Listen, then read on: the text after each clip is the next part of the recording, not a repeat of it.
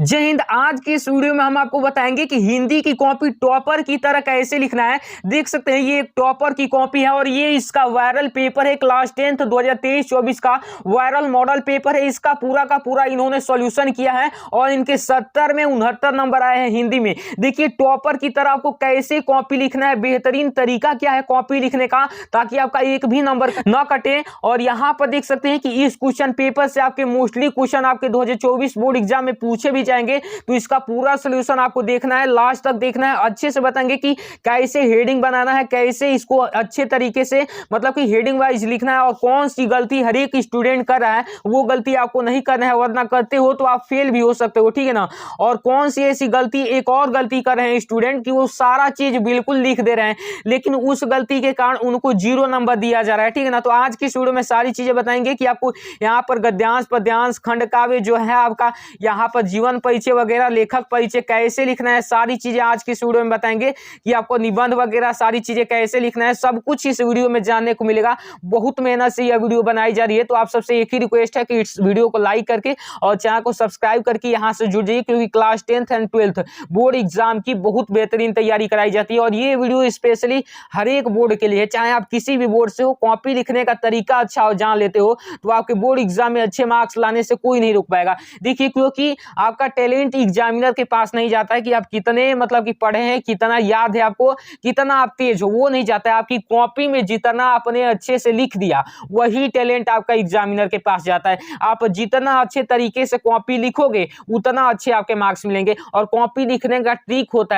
है कि कौन कौन सी ऐसी चीजें हैं जिनको आप लिख दोगे तो एग्जामिनर का ध्यान वहां पर जाएगा और एग्जामिनर वहां से खुश होकर आपको अच्छे नंबर देते चले जाएंगे, ठीक है ना। तो ट्रिक होता है, उसको समझना है ट्रिक को, तो बस शुरू से लेकर लास्ट तक जरूर देख लेना। और हाँ, एक और बात कि आप कुछ चाहे कोई सा भी आंसर ना आता हो तो उसको कैसे बनाकर लिखना है ताकि आपका एक भी नंबर ना कटे, वो भी चीजें इस वीडियो में जानने को मिलेगा।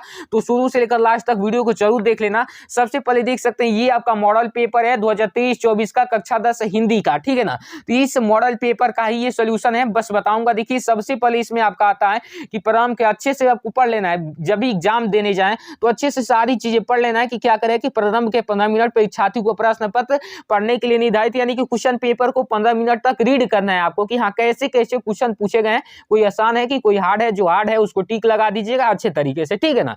उसके बाद करें कि प्रश्न पत्र 2 खंड, खंड अ तथा खंड ब में विभाजित है, यानी कि 2 खंड में आता है। यहाँ पर ये खंड अ में आपके बहुविकल्पीय प्रश्न पूछे जाएंगे और खंड ब में वर्णनात्मक पूछे जाएंगे। तो अच्छे से इसको पढ़ लीजिएगा। सबसे पहले हम बहुविकल्पी से स्टार्ट करते हैं। देखिए इन्होंने बहुविकल्पी, सारे बहुविकल्पी लगाए हैं। तो देखिए सबसे पहला है कि बाबू गुलाब राय किस युग के लेखक है, वेरी वेरी मोस्ट इंपॉर्टेंट है। तो किस युग के हैं, द्विवेदी युग के। अभी बताऊंगा आगे वाला भी, कॉपी वाला भी, बस वेट कीजिए थोड़ी देर, 5 मिनट लगेगा ये बहुविकल्पी में, ठीक है ना।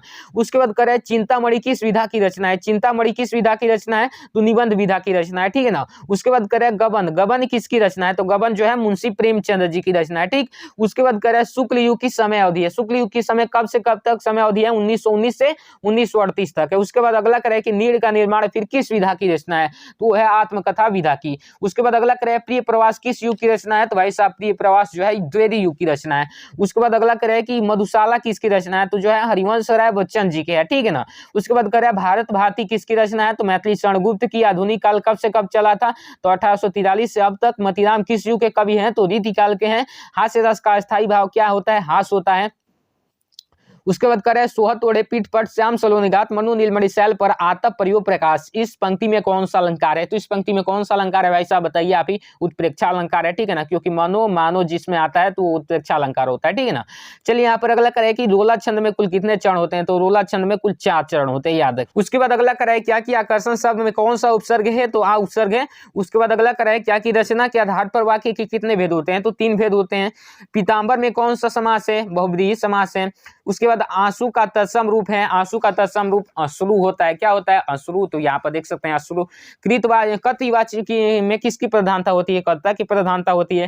ताव्य शब्द में वचन एवं विभक्ति है, ताव्य शब्द में विभक्ति और वचन कौन से हैं, तो चतुर्थ विभक्ति और बहुवचन है। उसके बाद अगला कराए कि निम्नलिखित में से सर्वनाम है, सर्वनाम कौन है, वह है ही सी इट, जो होते हैं सर्वनाम होते हैं, तो वह इसमें सर्वनाम हो जाएगा, ठीक।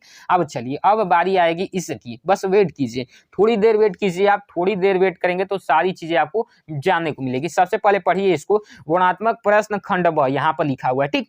तो यहाँ पर वर्णात्मक प्रश्न में सबसे पहले आपका दिया जाएगा कि निम्नलिखित गद्यांश पर आधारित किन्हीं 3 प्रश्नों के उत्तर दीजिए। यानी कि आपको गद्यांश दिया जाएगा, उनके नीचे 3 प्रश्न दिए जाएंगे, उनका उत्तर देना है और प्रत्येक प्रश्न 2 नंबर का है और तीनों प्रश्न 6 नंबर का टोटल हो जाता है। तो इस गद्यांश को आपको अच्छे से पढ़ना है। उसके बाद यहाँ पर देखेंगे तो कह रहा है कि उपयुक्त गद्यांश का संदर्भ लिखिए, ठीक है ना। उसके बाद कह रहा है कि गद्यांश की रेखांकित अंश की यहाँ पर व्याख्या करनी है, ठीक। लेखक के अनुसार समाज में विभिन्नता देखकर लोग एक दूसरे के क्यों आकर्षित होते हैं, यानी कि एक प्रश्न इसी से पूछा गया है, ठीक। तो आइए देखते हैं कि इसको कैसे सॉल्व करना है। तो सबसे पहले हेडिंग अच्छे से करना जरूरी है, ताकि इसी पर एग्जामिनर का सबसे बेस्ट नजर जाता है, ठीक है ना। तो हेडिंग में सबसे पहले देखिए कैसे लिखा गया है। देखिए ये वर्णनात्मक प्रश्न खंड ब है ना, तो ये मोटे वाले पेन से यहाँ पर लिखा गया वर्णनात्मक प्रश्न खंड ब, अच्छे से लिखा गया, ठीक है ना।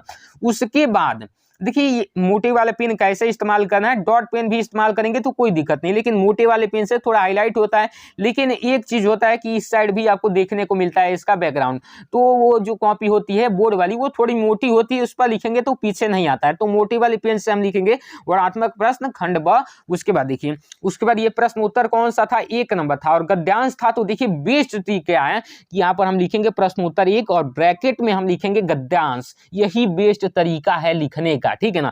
ये चीज समझ गए तो इन्हीं पर देखकर एग्जामिनर आपसे खुश होकर, चाहे गलती भी कहीं पर कर देते हो तो उस पर भी नंबर देकर चले जाते हैं, क्योंकि सुंदर चीजें किसे ना अच्छी लगती है। तो ये सुंदरता अच्छे तरीके से बनाकर लिखेंगे तो एग्जामिनर जरूर आप पर मतलब कि आपसे खुश होगा, ठीक है ना। तो अच्छे से आपको ऐसे ही लिखना है। उसके बाद देखिए यहाँ पर ये गद्यांश दिया गया है, तो सबसे पहले इसका संदर्भ पूछा गया। तो संदर्भ लिखने से पहले हम लिखते हैं संकेत। संकेत में कहते क्या है कि आगे का 2 शब्द और बाद का 2 शब्द यहाँ पर लिख देते हैं। तो आगे का 2 शब्द है यह कोई और बाद का है होते हैं, तो यहाँ पर हमने लिखा यह कोई डॉट डॉट होते हैं। उसके बाद हम संदर्भ लिखेंगे, इसी का संदर्भ, यह कोई बात नहीं कि एक स्वभाव और रुचि के लोगों में मित्रता होती है, यानी कि ये देख सकते हैं यहाँ पर मित्रता आ गया ना। तो ये संदर्भ में क्या हो जाएगा, प्रस्तुत गद्यांश हमारी पाठ्य पुस्तक हिंदी के मित्रता नामक पाठ से लिया गया है। इसके लेखक आचार्य रामचंद्र शुक्ल जी हैं। यहाँ पर फर्स्ट नंबर यहाँ पर था, तो फर्स्ट नंबर लिखकर यहाँ पर अच्छे से हमने लिख दिया, ठीक है ना। उसके बाद चलिए, उसके बाद जस्ट इस साइड पलटेंगे। तो आइए बिल्कुल ना देर करेंगे, आपको पलटकर अच्छे से सारी चीजें एकदम अच्छे से आपको बताएंगे।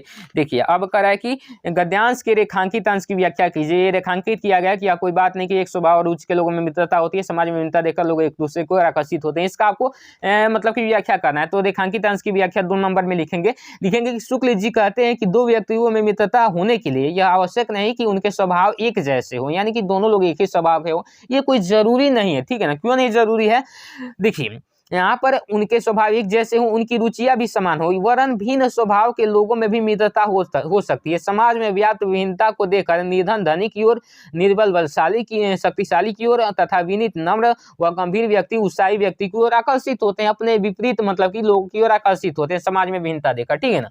चलिए उसके बाद यहाँ पर अगला क्या कर रहा था कि लेखक के अनुसार समाज में विभिन्नता देखकर लोग एक दूसरे की ओर क्यों आकर्षित हो रहे हैं। तो समाज में विभिन्नता देखकर ही व्यक्ति एक दूसरे की ओर आकर्षित होते हैं, क्योंकि व्यक्ति में होने वाले गुणों का अभाव उस दूसरे व्यक्ति के गुणों को आकर्षित करवाता है, ठीक है ना। तो इस तरीके से ही आपको लिखना है। उसके बाद प्रश्न उत्तर 2 आपका आता है। देखिए यहाँ पर प्रश्न ये उसके बाद देखिए ये अथवा वाला दिया है, तो ऊपर वाला कीजिए या फिर नीचे वाला कीजिए, दोनों में से कोई एक करना है। तो देखिए ये हमने बता दिया, इसको आप चाहें तो अपने से सॉल्व कर सकते हैं वो इसी पैटर्न पर, ठीक है ना। उसके बाद देखिए प्रश्न उत्तर 2 यहाँ पर दिया गया कि दिए गए पद्यांश पर आधारित किन्हीं 3 प्रश्नों के उत्तर दीजिए। यहाँ पर इनमें भी 3 प्रश्न दिए गए हैं। चरण कमल बंदो हरिराई जा की कृपा पर लंग गिरी लंघे, अंधे को सब कुछ दर्शाई, बहिरे सुने गूंगे, पुनि बोले रंग चले से छत्र धारा, यीशु दास स्वामी करुणा मरे, बार बार बंदो तई पाई। इसमें करा कि इसमें कह रहा है कि उपयुक्त पद्यांश का संदर्भ लिखिए। दूसरा नंबर में कह रहा है रेखांकित अंश की व्याख्या कीजिए। तीसरा नंबर में उपयुक्त पंक्ति में कौन सा अलंकार है। तो देखिए इसका कैसे लिखेंगे, सबसे पहले संकेत लिखेंगे बहिरे सुने छत्र धराई, ठीक है ना। उसके बाद लिखेंगे संदर्भ की प्रस्तुत पद्यांश हमारी पाठ्य पुस्तक हिंदी के सूदास द्वारा रचित सूसागर से अवतरित है। ये किसके द्वारा है, देखिए यहाँ पर आ रहा है ना, यहाँ पर देखेंगे तो सूदास आ रहा है, तो इसे समझिए कि सूदास द्वारा लिखा गया है। किससे लिया गया, सूदास से अवतरित है। उसके बाद संदर्भ हो गया, तो 2 नंबर में लिखेंगे रेखांकित अंश की व्याख्या। तो लिखेंगे कि सूदास जी कहते हैं कि श्री कृष्ण भगवान की कृपा हो जाने पर बहरा व्यक्ति भी सुनने लगता है और गूंगा व्यक्ति भी पुनः बोलने लगता है। इनकी कृपा हो जाने पर दरिद्र व्यक्ति भी राजा बनकर अपने सिर पर छत्र धारण कर लेता है। तो ये आपका रेखांकित अंश की व्याख्या होगा। उसके बाद यहाँ पर इसमें अलंकार पूछ रहा था, तो इनमें कौन सा अलंकार है, जो है आपका उपमा अलंकार हो जाएगा, ठीक है ना। चलिए यहाँ पर देखेंगे तो इसमें भी एक अथवा दिया है, तो दोनों में से कोई एक कर सकते हैं, आपको जो भी अच्छा लगे उसको कर लीजिएगा। ठीक, उसके बाद 3 नंबर में कर रहा है कि दिए गए संस्कृत गद्यांश में से किसी एक का संदर्भ सहित हिंदी में अनुवाद कीजिए। कैसे करना है अभी बताऊंगा अच्छे तरीके से। देखिए हिंदी में अनुवाद इसका करना है। ऐसा नगरी भारतीय संस्कृत संस्कृत भाषा केंद्र स्थलीय स्थित एवं संस्कृत में संस्कृत आलोक सौरभ मुगल युवराज दरासी को अत्यागत भारतीय दर्शन संस्थान अध्ययन करो सतेषां ज्ञान तथा प्रभाविता उपनिषदाम अनुवादम फारसी भाषायाम कारित।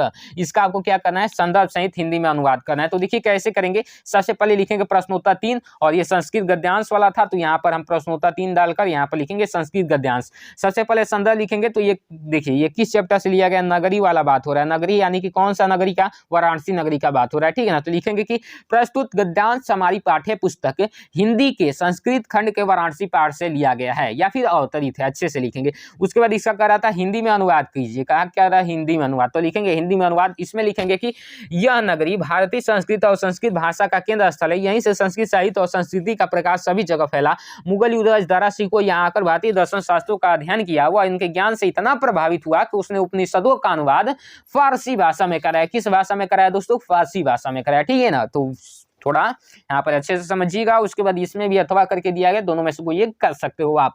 उसके बाद यहाँ पर कराया कि दिए गए संस्कृत पद्यांश में से किसी एक का संदर्भ सहित हिंदी में अनुवाद कीजिए। 5 नंबर का है। ठीक है ना, तो ये गद्यांश वाला था और ये पद्यांश वाला है। तो देखिए मानव हित प्रियोवत पुरमित्वा सोचत काम मित्वाथान बहुत लोभ मित्वा सुखी भवेत, या फिर अथवा करके दिया गया सर्वे बंधु सुखना सर्वे संतो निरामय सर्वे वरदानि प्रसन्न मां कश्चित् दुख भाग भवेत। तो यहाँ पर इसका लिखेंगे हम। देखिए इसका कौन सा करें, अथवा वाला करें। तो देखिए यहाँ पर 4 नंबर का अथवा वाला करें। तो कैसे लिखेंगे अथवा वाला करेंगे, तो लिखेंगे प्रश्नोत्तर 4 संस्कृत पद्यांश और नीचे डाल देंगे अथवा। ये इससे पता चलेगा कि हाँ अथवा वाला करें। ठीक है ना, इसमें लिखेंगे भाई साहब क्या लिखेंगे, देखिए लिखेंगे कि प्रस्तुत पद्यांश हमारी पाठ्य पुस्तक हिंदी के संस्कृत खंड के भारतीय संस्कृति पाठ से उदित है। ये किस पाठ से लिया गया है, भारतीय संस्कृति पाठ से लिया गया है। तो यहाँ पर लिख देंगे अच्छे तरीके से। उसके बाद हिंदी में क्या लिखेंगे, हिंदी में अनुवाद की सर्वे भवन्तु सुखिनः यानी कि सब सुखी हो, सर्वे सन्तु निरामया यानी कि सब रोग रहित हो, सर्वे भद्राणि पश्यन्तु यानी कि सब कल्याण को देखे अर्थात सभी का कल्याण हो, अमा कश्चित् दुख भाग भवेत् यानी कि कोई भी दुखी न हो अर्थात कोई भी दुख का भागी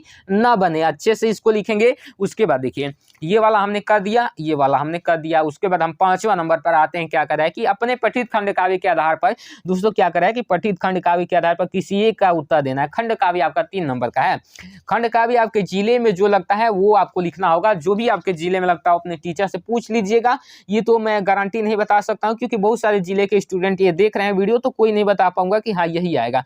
लेकिन जो हमारे जिले में आता है वो कर्ण खंड काव्य वाला आता है, 6 का पहला नंबर आता है। तो देखिए हम कैसे लिखें, कैसे आपको खंड काव्य लिखना है बेहतरीन तरीके से समझ लीजिए। देखिए यहाँ पर प्रश्नोत्तर 5 वाला था, 5 क्योंकि इधर 6 आ रहा है तो ऊपर गया 5 वाला था। ठीक है ना, 5 का हम 6 का पहला नंबर कर रहे हैं यानी कि दूसरा नंबर कर रहे हैं। तो यहाँ पर दूसरा देखिए ये वाला था। तो कर्ण खंड काव्य के आधार पर श्री कृष्ण का चरित्र चित्रण कीजिए। तो सबसे पहले लिखेंगे प्रश्नोत्तर 5 खंड काव्य और 6 का दूसरा नंबर कर रहे हैं। तो लिखेंगे देखिए श्री कृष्ण का चरित्र चित्रण में कि श्री कृष्ण कर्ण खंड काव्य की एक उदात्त चरित्र महापुरुष हैं। वे एक अवतारी पुरुष और भगवान के रूप माने जाते हैं ना जी, बिल्कुल माने जाते हैं। और उनके चरित्र की प्रमुख विशेषता है, उनके चरित्र की यानी कि श्री कृष्ण भगवान के चरित्र की विशेषता क्या क्या है समझिएगा। कूटनीति की फर्स्ट नंबर में क्या हेडिंग बनाएंगे, हेडिंग बहुत ज्यादा जरूरी होता है कूटनीति की। इसमें लिखेंगे कर्ण खंड काव्य के प्रमुख घटनाओं में श्री कृष्ण का विशेष हाथ है। वे पांडवों के परम हितैषी तथा श्री कृष्ण हर पल उनका ध्यान रखते हैं तथा समय समय पर उन्हें सचेत भी करते हैं। शत्रु के सामने शत्रु को साम दाम दंड भेद की नीति द्वारा वश में करना ये भली प्रकार जानते हैं। कौन जानते हैं, तो श्री कृष्ण भगवान जानते हैं। ठीक है ना, उसके बाद लिखेंगे 2 नंबर में कि परिस्थितियों के मर्मज्ञ यानी कि परिस्थितियों के जानने वाले, मर्मज्ञ यानी कि जानने वाले। इसमें लिखेंगे श्री कृष्ण तो भगवान है, व्यतिकालदर्शी है, भविष्य दृष्टा है तथा परिस्थितियों को भली प्रकार समझने में सक्षम है। वे भली प्रकार जानते हैं कि धर्म युद्ध में कर्ण को कोई नहीं मार सकता यानी कि धर्म के जो युद्ध लड़ेंगे उसमें कर्ण को कोई नहीं मार पाएगा, ये जानते हैं। उसके बाद 3 नंबर में लिखेंगे पराक्रम प्रेमी, जो भी पराक्रम है वीर योद्धा उसके प्रेमी हैं।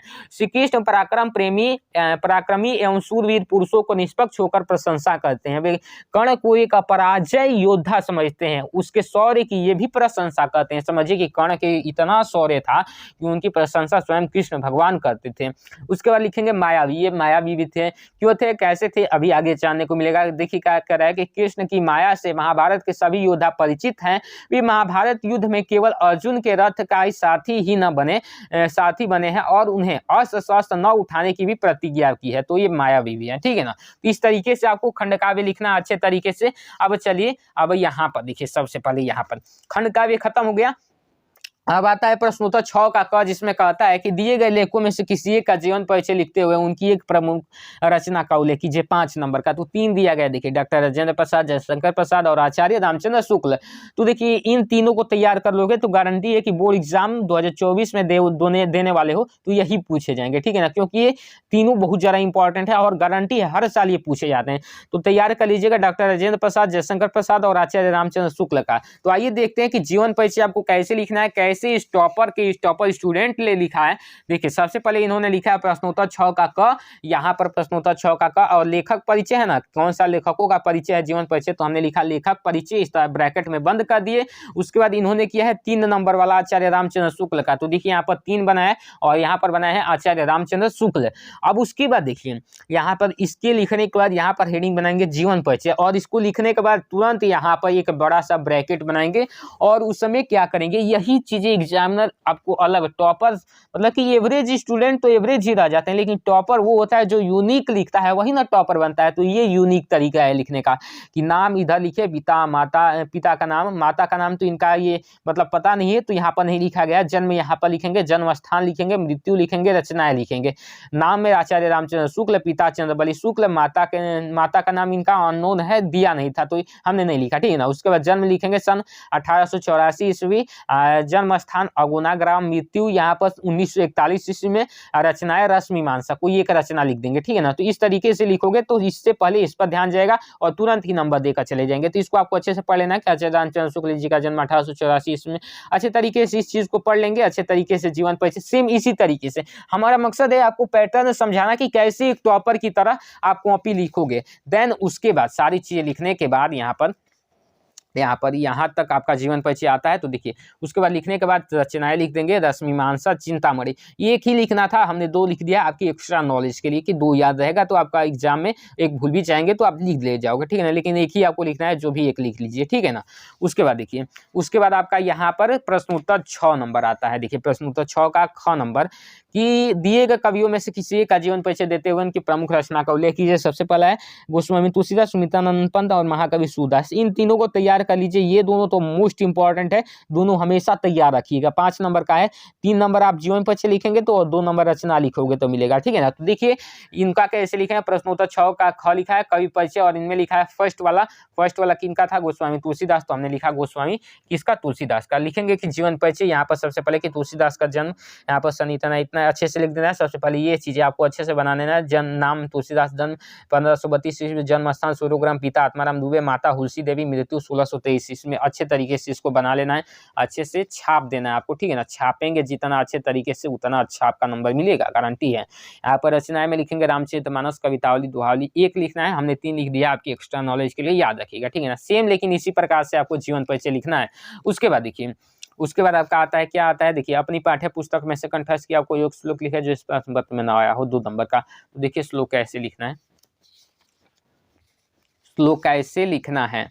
श्लोक देखिए, यहाँ पर इस स्टूडेंट ने क्या किया है कि पहले क्या लिखा है, पहले ये प्रश्नोत्तर लिखा है, ये वाला, यानी कि 8वां नंबर पहले कर दिए हैं, 7वां नंबर इसके बाद कर दिए। तो खैर उससे कोई मतलब नहीं है, देख लेते हैं 8वां नंबर ही, किन में से किन 2 प्रश्नों का उत्तर संस्कृत में दीजिए। यहाँ पर भारतीय संस्कृत मूलम की मस्ती, यहाँ पर ये वाला नहीं किया है, 2 ही करना था, तो इधर और भी है। तो देखिए कौन सा ये वाला किए हैं, इन्होंने 3 नंबर किया है, चंद्रशेखर का आशित, तो चंद्रशेखर प्रसिद्ध क्रांतिकारी देशभक्त आशित। उसके बाद करें 4 नंबर वीरा केन पूजते, तो वीरा वीरेण पूजते, इन्होंने लिख दिया। अब चलिए इसके पीछे वाले में ही आते हैं। जो कौन सा क्वेश्चन था, 7 नंबर था। तो उसको देख लेते हैं क्या कर रहा था कि श्लोक लिखना था 2 नंबर का, ठीक है ना। तो देखिए श्लोक कैसे लिखेंगे, प्रश्नोत्तर 7 यहाँ पर ब्रैकेट में श्लोक लिखेंगे और एक श्लोक लिखेंगे जो इस प्रश्न पत्र में ना आया हो। तो बन्नम मणम वापि जो वापि पराजय व्यय तो समो वीर भाव ही वीरता, ये आपका श्लोक हो गया अच्छे तरीके से, ठीक है ना। चलिए इस साइड आते हैं। तो इसके आगे ये तो हो गया यहाँ तक। इसके बाद करेंगे में से किसी एक विषय पर निबंध लिखना है 7 नंबर का। तो देखिए कौन यहाँ पर पर्यावरण संरक्षण के उपाय, आतंकवादी के कारण एवं निवारण, जनसंख्या लाभ और हानि या नारी सशक्तिकरण, 4 दिए हैं, चारों में से कोई एक करना है। तो देखिए इन्होंने कौन सा लिखा है, इन्होंने लिखा है प्रश्नोत्तर 9 यहाँ पर निबंध, और इन्होंने 2 नंबर वाला आतंकवाद के कारण एवं निवारण वाला लिखा है, ठीक है ना, 2 नंबर वाला। तो देखिए प्रश्नोत्तर 9 2 नंबर आतंकवाद के कारण एवं निवारण। सबसे पहले रूपरेखा लिखा जाता है, रूपरेखा में प्रस्तावना लिखेंगे और उससे रिलेटेड 4-5 हेडिंग उसके बाद लिखते हैं। तो आतंकवाद का अर्थ लिखेंगे, आतंकवाद एक विश्वव्यापी समस्या लिखेंगे, भारत में आतंकवाद लिखेंगे, आतंकवाद का समाधान लिखेंगे और फिर उपसंहार लिखेंगे। प्रस्तावना में लिखेंगे कि आतंकवाद हिंसा एक ऐसी गैर कानूनी तरीका है जो लोगों को डराने धमकाने का आतंकवादियों द्वारा अपना आतंकवाद लगभग दुनिया के सभी देशों में विस्तार रूप ले रहा है। उसके बाद आतंकवाद के अर्थ में लिखेंगे, आतंकवाद एक ऐसी पशु प्रवृत्ति है जिसकी न कोई जात, न कोई धर्म है, न समाज, न कोई राष्ट्र है, वो तो विघटनकारी तत्वों द्वारा निस्वाधीन होकर किया गया सामूहिक हिंसात्मक प्रयास है, जिसे राष्ट्रद्रोह के प्रति राग और देशभक्ति के प्रति द्वेष भाव रहता है। तो ये अच्छे तरीके से हमको इसी तरीके से लिखना है। उसके बाद आतंकवाद एक विश्वव्यापी समस्या में सेम इसी तरीके से देख लीजिए अच्छे से, मतलब कि कोई जरूरी है ना कि ऐसे ही लिखें, आप अच्छे से जो हेडिंग है सेम इसी तरीके से डालकर आगे कुछ भी लिख सकते हैं, क्योंकि जो होता है निबंध आपको बना कर लिखना होता है। अच्छे से बना कर जितना लिखोगे आपके अच्छे मार्क्स दिए जाते हैं इस तरीके से। उपसंहार लास्ट में लिखना बहुत ज़्यादा जरूरी है, उपसंहार और प्रस्तावना बहुत ज़्यादा जरूरी होता है निबंध में, तो अच्छे से लिखना है। उसके बाद अगला करा है कि अपने विशेष सूचियों का उल्लेख करते हुए अपने मित्र को एक पत्र लिखिए, आखिर अथवा करके मध्य रेलवे की शिकायती पत्र लिखिए जिसमें टिकट निरीक्षक द्वारा किए गए अभद्र व्यवहार का उल्लेख हो, 4 नंबर का। तो मैं पत्र लेखन का स्पेशल वीडियो बना दिया हूँ, चैनल पर है, तो जाकर देख लीजिएगा, इसको अच्छे से क्लियर कर लीजिएगा। तो देख सकते हैं आज की इस वीडियो में आपको सारी चीज़ें अच्छे से बता दिया कि आपको कॉपी कैसे लिखना है बोर्ड एग्जाम में, ताकि आपके अच्छे नंबर आए। तो आज की इस वीडियो में बस इतना ही, मैं मिलता हूँ आपको इसकी नेक्स्ट वीडियो में, तब तक के लिए जय हिंद, वंदे मातरम।